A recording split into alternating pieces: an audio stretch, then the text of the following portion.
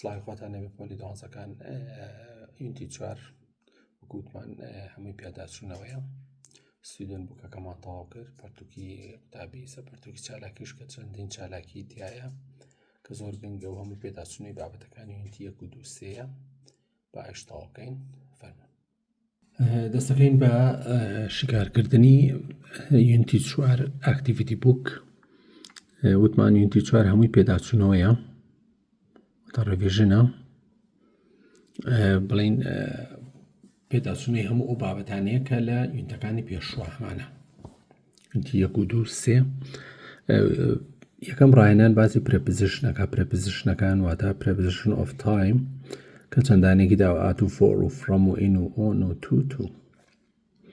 ئەحەو بۆ شایمانێڵێ کامیان بەکارێ لێرە تۆزێ بڵین ئەو وێنەی تیا تۆزە کاڵە لێرە خۆم بە تۆخی بۆم کردویت ئەگەر سەیرکەین ئازاد فلو ڕابردووی فلایە فلایواتە فڕی یاخود گەشت مەبەسی گەشتی ئاسمانی کرد نەک بڵین باڵی لێ پێبێ تو نیویۆرک ئەوە تو نیویۆرک پرێپزیشنی تو بەکارێنی لێرە ئەو پرێپزیشنی پلیسە for youth conference بۆ بەشداریکردن لە کۆنگری گەنجان یاخود لاوان in Manhattan لە شاری مانهاتان in بەکارێنین which continue all week هەموو هەفتەکە بەردەوام دەبێت from Monday to Friday لە from و to وتمان دوو کات بەکارێن بەڵام دوو کاتەکە و یەکەم لێرە دوو کاتەکە وەکو یەکەن Monday و Friday بڵێن ڕۆژەکانی هەفتەیە توانی بڵێن ڕۆژ ساڵ بێت ماکان بێت ماکانی ساڵ بێ ساڵ بێ یاخود سەعات بێت چ بێت گرنگەوەی هەردووکیان وەکو یەک بن his presentation was at 2 o'clock ئات بەکارێت لەگەڵ سەعاتە PM ساعت 2 PM on Tuesday ڕۆژی سێشەممە ئۆنمان بەکارێناوە باش دوای ئەم ڕاینانەمان هەیە یاخود بڵێم خشتە ئەم دوو خشتەیە ئەڵێ چی بکەم ئەپڕی بکەرەوانەیە بۆ نە لێرە ناونیەوە هەردووچان ناونە ڕیزی یەکەم کە لێرە بە تۆخی نووسیمە ئەمە ناونە ناون فینکەوەشە ناون پرسنە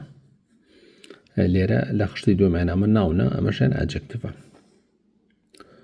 بۆنە ئاکشن ئەبێ بە ئاکتەر ئاکشن واتە کار ئاکتەر یاخود ئەو کەسی کە ڕۆڵە بینێ پریزنتیشن پێشکەشکردن پریزنتە پێشکەشکار ئەو کەسێک کە پێشکەشێکە ئۆرگەنایزیشن ئۆرگەنایزە بڵین تووە واتە گەشت تۆریست واتە گەشتیار ئۆرگەنایزیشن پای ڕێکخراوە پێشتردوانە ئۆرگەنایزە واتە ڕێکخەر ئۆفیس نووسینگە ئۆفیسە یاخود ئەفسەر youth گەنجێتی young یعنی گەنج بڵێن خشتەی دووەمیان education واتە پەروەردە educational پەروەردەیی center واتە چەق central واتە ناوەندی business بڵێمان ئەگۆڕێت business واتە بازرگانی busy واتە ئێستا بە زێ خوێنەتوانێ busy واتە سەرقاڵ day ڕۆژ daily واتە ڕۆژانە کەوەلە ئاجەکتڤە و هەندجا ڕۆڵی ئەو هاوڵنا و هاوڵکاریشە بینێ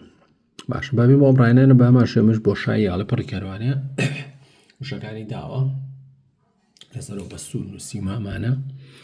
The following day he also took part in a discussion بەشدارێکی لە in a discussion about Middle East resources لەبارەی سەرچاوەکانی ڕۆژهەڵاتی ناوەڕاست about واتە لەبارەی He spoke for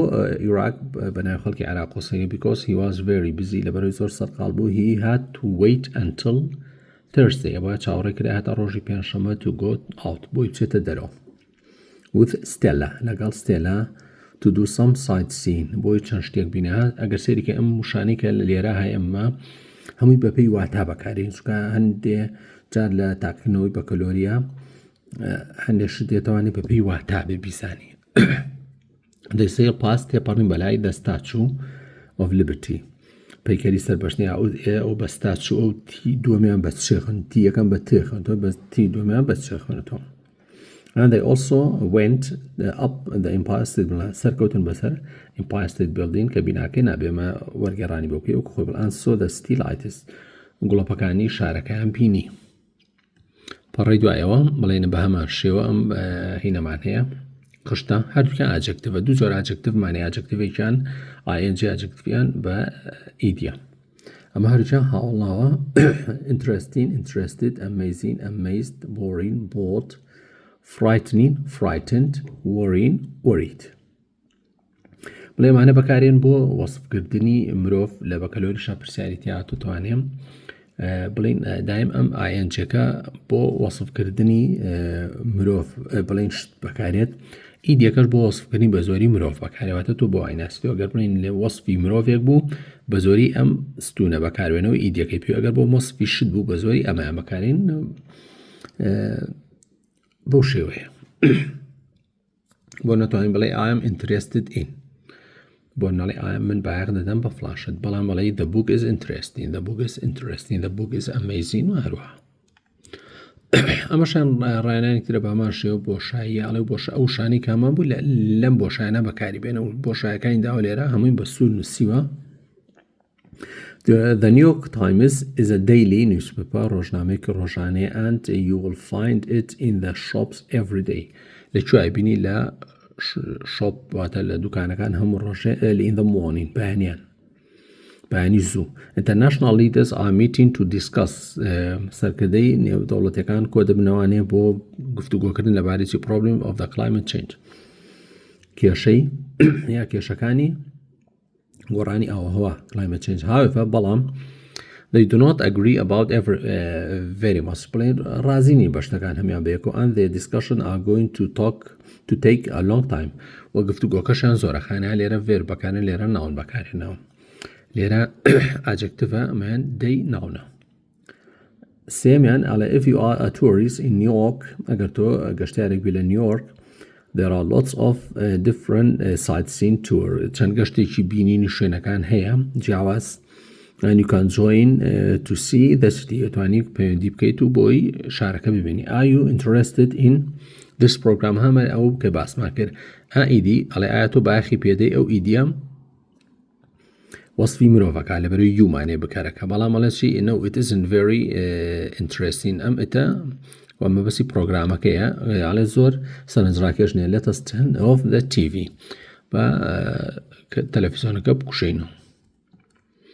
باش ئەمەشیان بە هەمان شێوە خشتەیەەکەم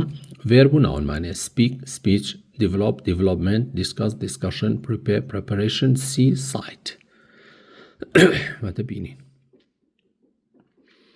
جا بە هەمان شێوە بۆشاییمانێ ئەم بۆشایانە بڵین 12 دانیارێکی دوو شەی داوە کامێنی بۆ بێ کە لێرە بە وێنەکەیم کردووە دواتر بردومەتە پەڕی لە پەڕی داهاتوە خۆم نووسیمەتەوە بە تۆخێمە بە زوێنەی ئاکتیڤیتی بووکەکە یاخود پەرتووکی چالاکیم گرتووە بابڕم یەکسەر when Tara had the noise outside کاتێک کە تارە گوێ لە دەنگەکە بوو لە دەرەوە she stopped ئەو ستۆپە ئەبێ بە دەبڵ لە بەرەوەی پێشەوە یەک بزوێنە stopped اینجا پێکەش ئیدیەکەش بە تێخەونێتە stopped speak and turn around دوایە ڕووکرد بە ولاوکاتە لێرە stop و ئێندیاوە stop واتە وەستان ئێندی ینی کۆتایی پێهێنان stop ینی وەستان باشە دووەمیان تارا ended her talk by saying کۆتایی بە قسەکانێنە بۆ وتی that's all I have to say من ئەوەیە ئەوە هەموو ئەوەیە کە من وتم thank you for listening سپاس بۆ ئێوە کەواتە هەمە لێرە دوو شەمانەیە بەپێی واتە ئازانین کامیان بەکارهێنین The new leader of the government gave a great speech ئەڵێ سەرۆکی نوێی حکومەت وتارێکی گەورەیدا that made the whole country feel he was the right man for the job کە هەموو خەڵکەکە یا بڵێ هەموو وڵات هەستیان کرد کە کەسێکی گونجاو بۆ ئیشە واتە سپیچ واتە وتە یاخود وتار پێشکەشکردن لەکچەوەتە دەرز یاوانە I always write out my lectures دەرسەکانم یاوانەکان دەنووسم notice as soon as possible هەر کە بگونجێت to make sure I have understood بۆی دڵنیابم کە تێگەشتوم all the important information ئەم ئەو زانیارانەی کە هەیە گرنگە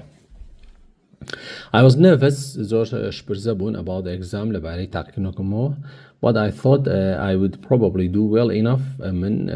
وەهاستەکەم کە لەوانەیە بەباشی بە جوانی و بەباشی جێبەجێ بکەم when the line ran straight towards me کاتێکە شێرەکە بەرەو ڕووم هات I was suddenly really frightened من لە ناکاو زۆر ترسان بەڕاستی frightened واتە ترسان نەمیژە ها سەیریکەم وتە frighten ئیدیەکە بۆچی بەکارێ بۆ وەسفی مرۆڤ بەکار لەوەری بکارەکەمان هیوە بۆی ئەومان بەکارێنەوەی ئەو خشتەی پێشوکەوتمان دوو زۆر ئاجەکتفمان هەیە یەکیان بە ئیدی و یەکیان بە ING. حوتەمیان astronauts on the International Space Station کەواتاڵەیە گەردوون ناسەکانیان بڵێ ئەوانە کە گەشتی گەردوونیەکە ئەسترۆنۆت دواتە بڵێن گەردوون فڕۆکەوانە ئەوانەی گەشتی فڕۆکەوانی بۆشای ئاسمان لە International Space Station وێزگەی بۆشایی نێودەوڵەتی had wonderful view of the earth و دیمەنێکی جوانی چیان هەبوو زەوی view بۆ شتێک بەکارێک کە سەرنجڕاکێش و کاریگەر بێت view. We don't have time to visit many of the tourist sites. ئێمە کاتمان نیە بۆی سەردانی شوێنە گەشتیارەکان بکەین of Washington هی Washington, but we will certainly make sure we see the White House. بەڵام ئەمانەوە بە دڵنیا بینەوانە کاتوانی White House یاخود کۆشکی سپی بینین. کاروان is over 2 meters tall now. کاروان باڵاکەی 2 مەتر بەرزە. باڵای بەرزەکان he's getting really good at basketball. زۆر باشە بۆ یاری باسکە یا تۆپی سەبەتە. داڵێ چی؟ He's got the highest number of points. زۆرترین خاڵ یا بەرزترین خاڵی تۆمار کردو of anyone in the team لە ناو تیپەکەی خۆیان so far this year. هەتا ئێستا بڵێن زۆرترین خاڵ چکە باڵای بەرزە دیارەتوانێت بە جوانی تۆپەکە بخاتە ناو سەبەتەکەەوە یاخود بڵێ تۆڕەکەەوە. We discussed our plans. پلانەکەمان گفتوگۆی لەبارەوە کرد for a long time بۆ ماوەیەکی دوور دەژ in the end لە کۆتاییدا we decided to travel west. بڕیارماندا کە گەشتکەین بۆ ڕۆژئاوایە خۆراوە. in the end لە بەدوای هەر ڕستەیەکێت یعنی کە ڕستەیەک هەو in the end دانی بەڵام at the end بەدوای of بێت of at the end of چی لە کۆتایی شتێکە. At the end of the day, at the end of the lecture, at the end of the discussion, at the end of the presentation هەچێک بێ بە دوای شتێک بێ ینی کۆتایی شتێک بەڵام ئەڵێ ئەمە یعنی لە کۆتاییدا ئەمان لە کۆتایی شتێک. We stop by the stream. ئێمە وەستاین لە لای جۆگەکەەوە cooked dinner خواردنی ئێوارەمان ئامادەکرد and went to sleep. ڕۆشتین بۆ خەوتن واتە خەوتی. ئەم ڕایانەش باسی چیەکات بڵین making suggestion چۆن suggestion پێشنیارەکەی چوار جۆرمانەی وتمان دوانیان وشەی پرسە دوانیشان وشەی پرسیتیانێ خاڵدانی نەگەر سێریکەین لە یەکەمیانە لە یەکەم و سێمە هینمانەیە نیشانی پرسیارمان کەواتە یەکەم و سێم ئەگەر سێریکەی what about why notمان بەکارهێناوە لە یەکەمانە بۆ why not دانی لەبەرەوەی چاوگێکمانەیە لە دوای بۆشایە و لە دوای ئەو بۆشایەوە چاوگێکمانەیە. Why not forget about work this evening.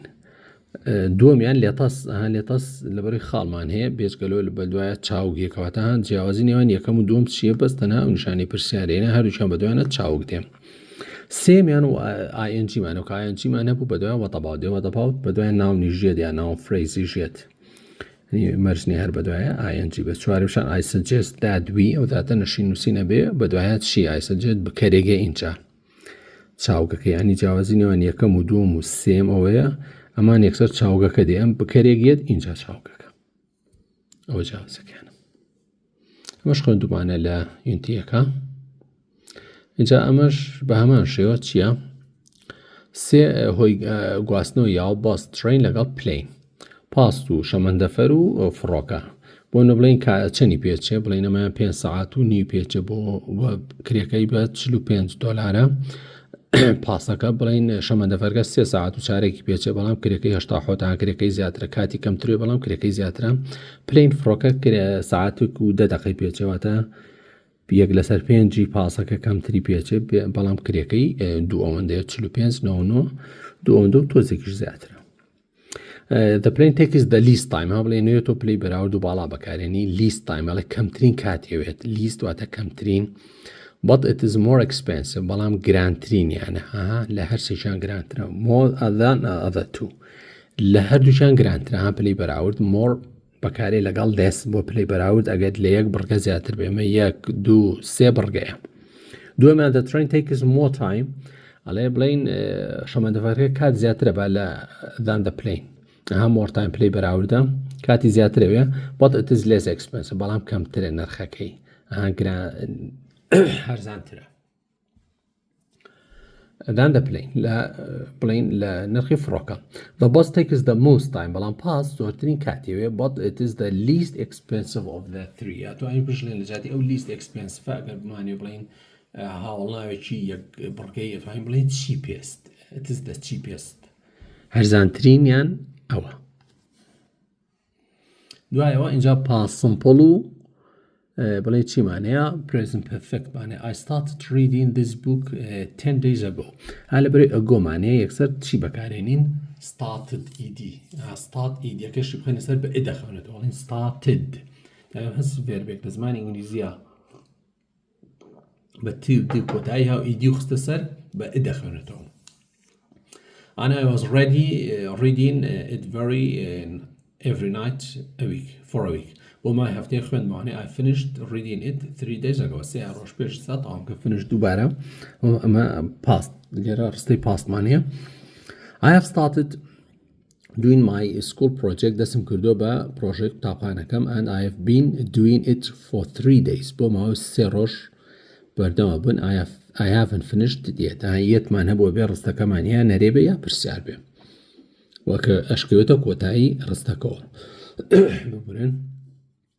کەواتە ئەمانە لە یونتیەکە هەموویمان خوێندو و باس کراوە بە چڕووی بە تێر و تەسەری باسمان کردووە بۆیە هەر بەسەری هاچینوانێ و تۆش دوای تێبینی خۆت بنووسی. ئەمەشیان بڵین باسی چیەکات با بڕین ئێرە بڵین باسی نێگەتیڤ کوێستنەکە زۆر لەسەری ناڕۆین weren't you amazed لێرە دووبارە دوو بابەتمان هەیە کە باسمان کردو یەکەمیان weren't ئەمە بڵین نێگەتیڤ کوێستنە دووەمان amazed لە بەرەوەی بکەرەکەمانی وە دایمتوان ئەو ئاوەڵناوانەی کە ئیدی پێوێ لەگەڵ ئەوە بەکارێت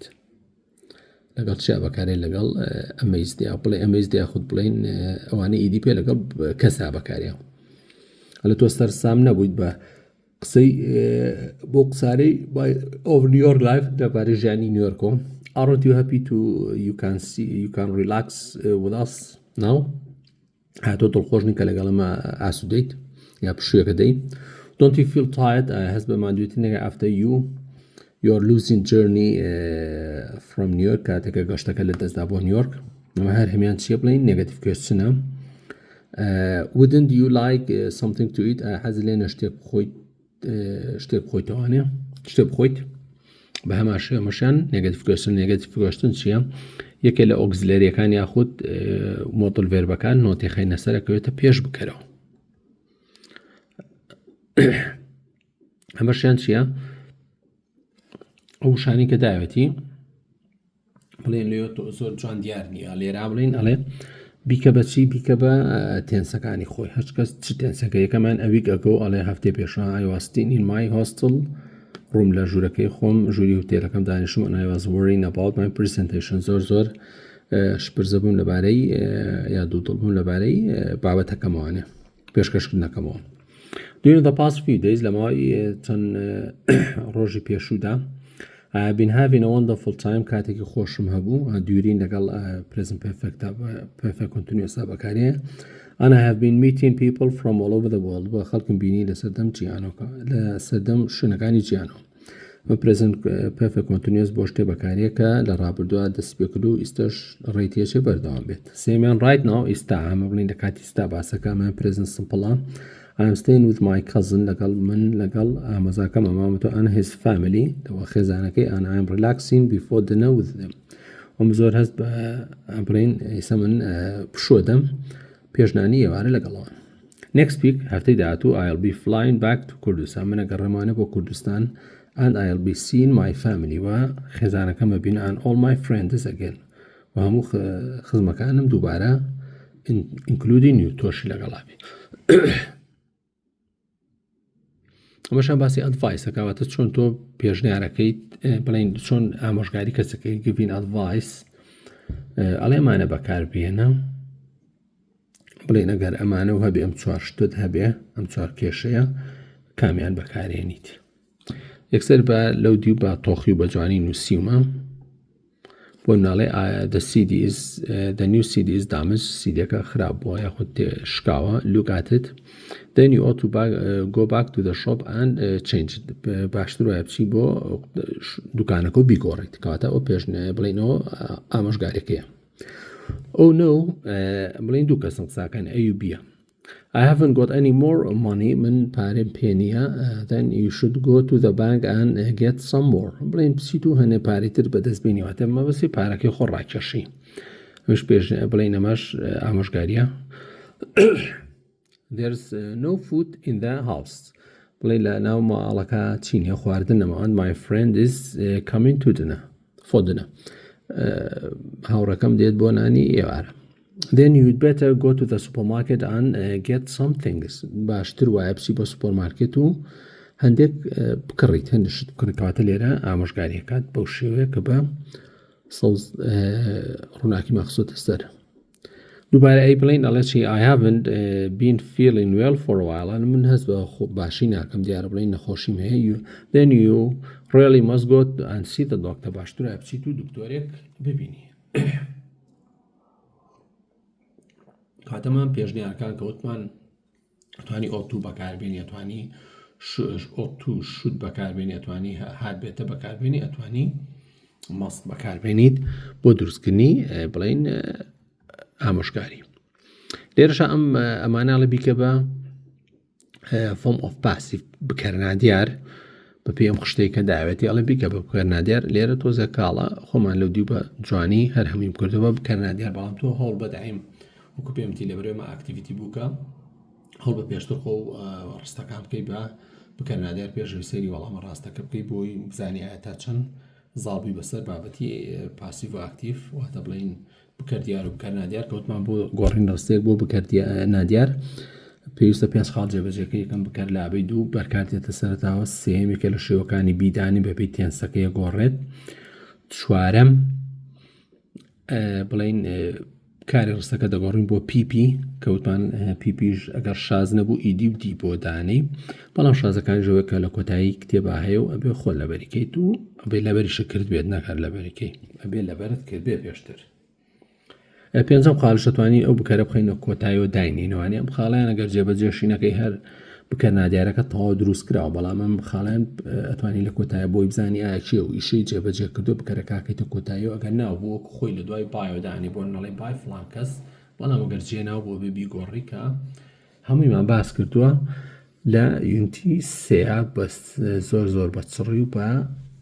وردەواڵە ئەو وردەکاریەوە باشە a final report news report was produced last Friday ها لێرە لە بەرەوەی last Friday مانێ بڵێ ئەم شێوەی چییە بکەرنادیارێکی پاسمپڵە کەواتە بڵێ ئەم ڕستەیە پاسمپڵیشە و بکەرنادیاریشە ئەگەر هاتوانێ بۆ ناسینەوە جاری وە ڕستە تێت ئەڵم ڕستەیە چییە بەوشەیە conference success and failures have already been noted سەرکەوتن و شکستی کۆنفرانسەکە هەر هەمووی تێبینی کراوە لێرە present perfect و passive voice شەو ڕستەی دووەمە بۆی بیزانی سێمیان ways of doing better next time being considered now ئەڵێ ڕێگاکانیەوەی کە چۆن باشتر بکەین جاری داهاتوو هەمووی ڕەچاو کراوە ئێستا کاتەوە present continuous و passive are now being considered شتانی ئاربەکاربێنی بۆ شێوە هاتە ناوەکە بخەیتە ئەوێ یعنی ناوەکە مەرجێ لە کۆتایە بێتوانی لێوەشە داینی یعنی ئەلێرە same possible چوارم ببوون possible locations for next time will be discussed شوێنی یاخود بڵێن پێگەی گونجاو بۆ جاری داهاتوو مەبەستی بۆ کۆنفرانسی داهاتوو گفتوگوی لەبارەوە کرا ئەمە will be هەمە داهاتوو کەواتە داهاتوو ئەم ڕستەی چوارەمە هەم داهاتوو هەم بکەرنادیاریشە یا are going to be discussed tomorrow سبەینێ باسی لێ ئەکرێت کەواتە going to ژەتوانین بەکاربێنی بۆ نیەت یا بۆ شتێک کە نیازی بێ لە داهاتووگە پێنجەم The full وتمان ئەو ئێنوایە کورتکراوی نیویۆرکە New York Conference Report may be published this month کەواتە راپۆرتی کۆنفرانسەکە بە تەواوی یا full report یعنی راپۆرتەکە بە تەواوی ئەم مانگە چی لێکرێت پەخشەکرێت یاخود بڵاو دەکرێتەوە maybe لێرە maybe بەکارێناوم بۆ بکەرنادیار واتە مۆدڵ ڤێربی بەکارێناوە مۆدڵ ڤێربی شتە و بکەرنادیاریش پێش کۆتایی شەشەم a city for the next conference will have to be chosen in November. کەواتە و شاری کە کۆنفرانسەکەی لێکرێ بێ لە مانگی نۆڤەمبەرە چی بکرێت دیاری بکرێت. کەواتەمە لێرە داهاتووشە و بڵین بکەرنا دیاریشە. Passive voice and future. Invitation for the conference must be prepared by 31/12. کەواتە بانگێژنامە بۆ کۆنفرانسەکە بێکەی لە 30/12 ئامادە بکرێت. ئەمەشیان مەستی بەکارێنەوە بۆ شێوەی بکەرنا دیار. ئەمەش certainty possibility بڵێن سێ هینی داوە سێ ڕستە بڵێن سێ ڕستە یاوە پرسیارە بە شوی پرسیار ئەڵێ وەڵامی بەرەوانی و چی بەکاربێنە certainty possibility. یەکەمان where do you think your friend must be بۆنە تۆ وەڵامێکەڵێ why do you think she might he might be away from school today بۆچی نهاتۆ بۆ قوتابخانە ئەمڕۆ. سێمیان what do you think she could be doing بەڕای جەنابەت چی دەکات. کەواتە ئەمە سێ پرسیارە ئەمەش وەڵامەکەیەتی I think she he must be at home. کەواتەمە certaintyە. She might be away because she is ill. لەوانەیە لێرە نییە بۆ لەبەرەوەی نەخۆش بێت. لەوانەیە ئەمانە possibilityە. He she could be watching TV at home. لەوانەیە ئێستا سەیری تەلەڤیزۆن بکات. ئەمەشیان هەر بە هەمان شێوەڵێ answer the question about the following situation بڵین بابەتێکی باس کردووەڵێ وەڵامی بدەرەوە. What must your friend بۆنە پرسیارەکە چی what must your friend have failed to do بڵین پێویستە هاوڕەکەت بڵین چی بکات کە شکستیە ناوە how may that had happened چۆنەوە ڕوویە why could she not have contacted you بۆچی پەیوەندی بە تۆ نەکردەوە. ئەمەش I think she must have failed to check the bus time. کەواتەڵێ ئەو شکستیانە یاسەر نەکەوت لە بەرەوەی ئەوێت کاتی پاسەکە پشکنیری بۆ بکات. She might have forgotten لەوانێ بیری چوو بێتوانێ. She could have left his یا مۆبایلاتم لەوانێ بڵین مۆبایلەکەی بەجێش بێت لە ماڵەوە. کەواتە هەرسێکیان بڵین possibility بەکارهێنراوە. لێرەشا بڵین ڕستەی کۆزوفیە کە بابەتێکی تۆزە لاوەکێ بەڵام هەر پرسیار هاتووتەوانێ و ئێمەش لێرە بە کاڵێ هەر خۆمان یەکسەر ئەم دوو ڕستەی بە تۆخی I am going to work at working with you with words. I am good at working with words. ئەڵێ من زۆر باشم لە ئیشکردن بە وشە. So when I leave school I want to become a journalist. لەبەرەوە کاتێکە قوتابخانە بەجێ ئەڵێم یا تەواویەکەم پێویستە حەزەکەم ببم بەچی یا ئەمەوێت ببم بە ڕۆژنامەنووس. دووەمانها لێرە سۆی بەکارهێنا so therefore as a result هەرسێکیان بڵین بەدوانە ڕستەی ئەنجام دێ ئەمە ڕستەی هۆیە ئەمە ڕستەی ئەنجامە بە پێچوانەوە because بڵین بەدوانە ڕستەی هۆ دێ ئەمان ئەنجامە کاتە پێچوانەی یەکەن because و since و as سێ ئەمڕازی لێک دەرمان هەیە because و since و as بەدوانە ڕستەی هۆیە کاتەمە ڕستەی هۆیە ئەمی پێش خۆی ئەنجامە when my friend leaves school کاتێکە هاوڕەکەم قوتابخانەی بێزە he want to become an artist هەوجەکرد بێوە چی بە artist هۆکارەکەی چی بۆ هەن لێرە